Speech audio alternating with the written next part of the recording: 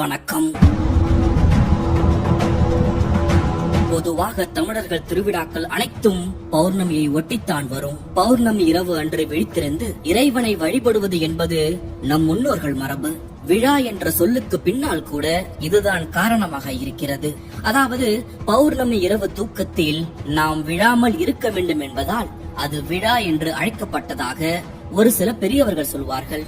நம் தமிழ் நிலத்தில் இருபெரும் கடவுள்களாக இருக்கும் சிவனுக்கும் முருகனுக்கும் பொதுவாக ஒரு சில நாள் விருப்ப நாளாக இருக்கும். வைகாசி விசாகம், தைப்பூசம், மாசி மகம், பங்குனி உத்திரம் ஆகிய நாட்களில் வரும் விழாக்கள் முருகனுக்கும் உரியது, சிவனுக்கும் உரியது. குறிப்பாக தைப்பூசம் சிவ வழிபாட்டுக்கு உகந்த நாள். இருந்தாலும் தமிழர்கள் முருகன் மேல் கொண்ட அன்பினால் இதை முருக வழிபாட்டுக்கு முக்கியத்துவம் கொண்டதாக மாற்றிக்கொண்டார்கள். ஆக இவ்வாறு தைப்பூசம் ஏன் நமக்கு முக்கியமான ஒரு நாள்? காவடி எடுப்பதற்கு பின்னால் இருக்கும் அந்த தத்துவம், அறிவியல் என்ன? இவ்வாறான பல விஷயங்களைத்தான் நீங்கள் தெரிந்து கொள்ள போகிறீர்கள். தைப்பூசம் என்பது ஏதோ 200-300 ஆண்டுகளுக்கு முன்பாக கொண்டாடப்பட்ட விழா கிடையாது. அதற்கு முன்பு இருந்தே இந்த வழக்கம் நம்மிடையே இருந்திருக்கிறது. தைப்பூசம் என்றாலே முருகனுக்கு காவடி எடுப்பது என்பதுதான் முக்கியத்துவம் வாய்ந்தது.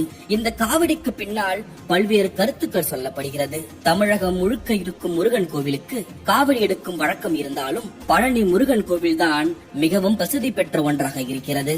இதற்காக இடும்பன் கதையும் சொல்லப்படுகிறது. அகத்திய முனிவருக்கு சீடனாக இருந்தவன் இடும்பன். முனிவருக்கு சிவன் தந்த சிவகிரி, சக்திகிரி என்னும் 2 மலைகளை சுமந்து வருமாறு இடும்பனுக்கு அகத்தியர் ஆணையிட அவனும் அவ்வாறே 2 மலைகளை தூக்கி வரும்போது வழியில் முருகன் ஆவினன்குடி என்னும் இடத்தில் திருவிளையாடல் செய்தான். ஆவினன்குடியில் ஓய்வு கொள்வதற்காக மலைகளை அவன் இறக்கி வைக்க மீண்டும் அவை அந்த இடத்தில் இருந்து நகர மறுத்தன. அதனால் மீண்டும் அந்த மலைகளை அவனால் தூக்க முடியவில்லை.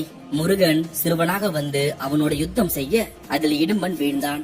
அவன் மனைவி இடும்பி முருகனிடம் வந்து அழுது புலம்ப முருகன் அவர்களுக்கு இறங்கி இடும்பனுக்கு மீண்டும் உயிர் கொடுத்தார். மேலும் தனக்கு பாதுகாவலனாக இருக்கும் பெரும் பதவியையும் இடும்பனுக்கு வழங்கினார் முருகன். இவ்வாறு இடும்பன் சுமந்து வந்த சிவகிரியே இன்றைய பழனி என்று சொல்லப்படுகிறது.